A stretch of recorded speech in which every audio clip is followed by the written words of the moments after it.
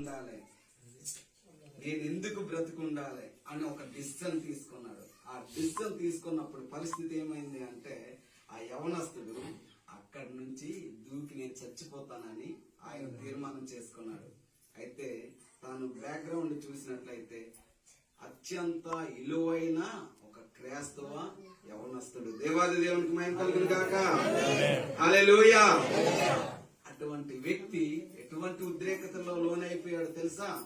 నేను చనిపోవాలని తీర్మానం చేసుకున్నాడు. చాలా మంది యవనస్తులు చిన్న పొరపాటు జరిగితే, చిన్న గొడవ జరిగితే వెళ్ళి ఆత్మహత్య చేసుకోవాలి అంటే, ఆత్మహత్య అంటే ఆత్మని ఎవరు చంపేలేడు, తన శరీరమే అక్కడితో ముగించేద్దామని తీర్మానం చేసుకుంటారు.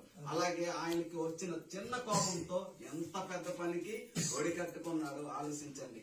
ఆ సమయంలో అక్కడి నుంచి ఆయన అమాంతంగా దూకేస్తున్నాడు. ఆ దూకుతున్న సమయంలో ఆయన చూస్తున్నాడు, ఒక అంతస్తు నుంచి ఇంకో అంతస్తుకు వస్తున్నప్పుడు అక్కడ పరిస్థితి చూస్తూ, ఆయన పడుతున్నప్పుడు చూస్తున్నాడు, పరిస్థితిని గమనిస్తున్నాడు.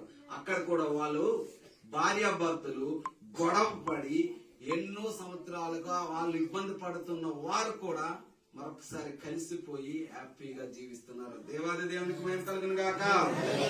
ఆ సిచ్యువేషన్ చూశాడు. ఇంకా కిందకు వస్తే తను ప్రమాదంలో, ఒక వ్యక్తి వాళ్ళ ఫ్యామిలీ ప్రమాదంలో వెళ్ళి కారు ఢీకొని 2 కాళ్ళు చేతులు తెగిపోనాయి, కానీ సంతోషంగా దేవుణ్ణి స్తుతిస్తున్నారు. హల్లెలూయా. ఆ సిచ్యువేషన్ కూడా చూస్తున్నాడు. చివరికి ఆటోమేటిక్ ఆల్రెడీ దూకేశాడు, అక్కడ ఆపడానికి ఛాన్స్ అయితే లేదు. అయితే అలా పడిపోతున్న వ్యక్తి ఒక సిచ్యువేషన్ తర్వాత ఇంకో సిచ్యువేషన్, ఆ పరిస్థితులను చూస్తూ చూస్తూ కిందికి వెళ్తున్నప్పుడు అప్పుడు తన మనసులో ఏటొచ్చింది తెలుసా? హృదయ పరివర్తన. అందులో ఏమని పశ్చాత్తాపడుతున్నాడంటే, దేవా ప్రభువా, నేను ఇన్నాళ్ళు నీ కొరకు బ్రతికాను, జీవించాను, కానీ ఈసారి నన్ను కాపాడువా అంటే దేవుడు కాపాడడానికి ఛాన్స్ ఉంటుందా? ఆల్రెడీ దూకేశాడు, ఇంకా కాపాడడానికి ఏమైనా అవకాశం ఉందా? లేదు. అప్పుడు దేవుడు చెప్పే అమూల్యమైన విషయం ఏంటంటే, నిన్ను కాపాడును గాని నిన్ను రక్షిస్తాను. దేవాది దేవునికి మహిమ కలుగును గాక.